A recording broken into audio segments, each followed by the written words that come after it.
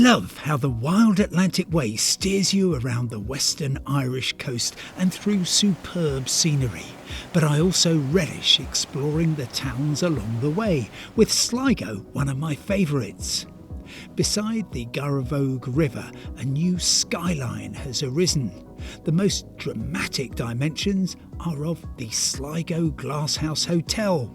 Inside this crystal palace, it's smart and sophisticated with plenty of art and colour.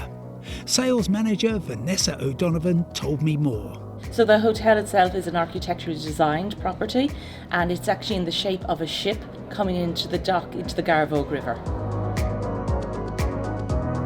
The glasshouse looks good inside and out, with comfortable rooms and riverfront balconies. Melissa. People who stay in glass houses shouldn't throw away the opportunity for discovering more about their location.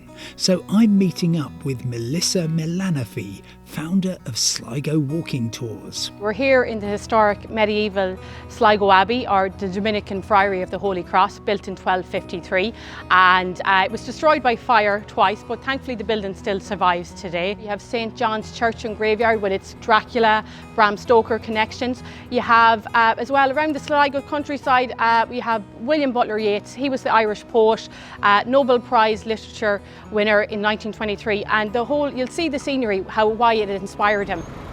W.B. Yeats, Ireland's national poet, widely quoted by Joe Biden and many others.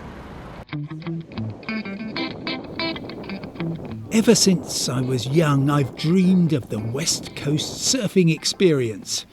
I had more in mind the Californian shore, but some say the waves on the west coast of Ireland are even more impressive.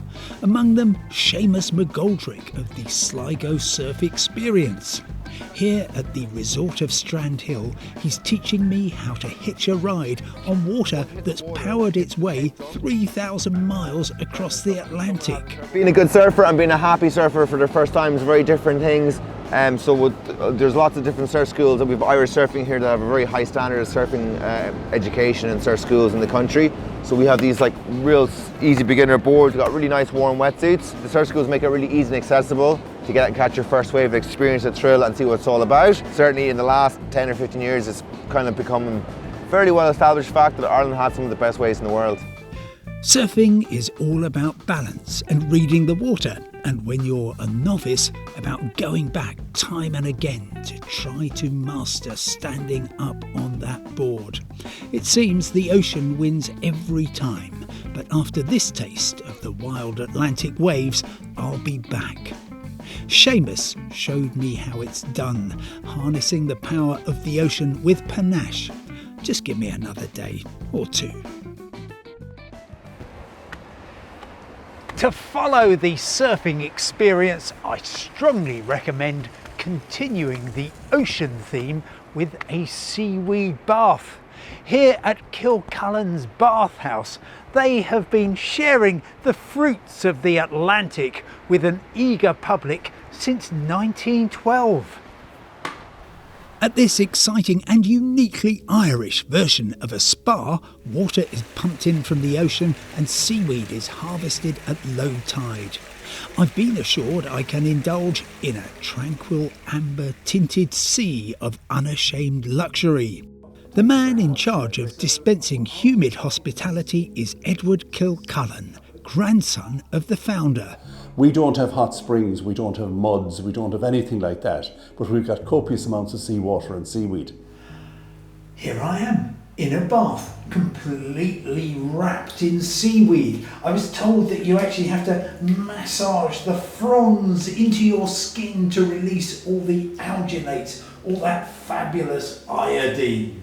Well, it seems to be working wonders in warming me up. And best of all, unlike your bath at home, you can float, because it's good Atlantic seawater. Heading west on the Wild Atlantic Way, an essential stop is Ballina, where the road crosses the beautiful River Moy, which rises in the Ox Mountains of County Sligo. Many people come here to see the SS Crete Boom, the concrete hull of a ship built towards the end of the First World War, which ended up in the river after a series of misadventures. The architectural highlight is Ballina Castle, now a country house hotel. The river is a favourite with anglers, and there's a salmon leap in the centre of town. If you're pausing in Ballina, the Ice House Hotel is an excellent place to check in, with a terrace overlooking the river. One of the specialisms here is a wellness weekend called Mindful Movement on the Moy. On this stretch of the wild Atlantic Way, you really get some elemental experiences, from surfing to seaweed with spirituality thrown in.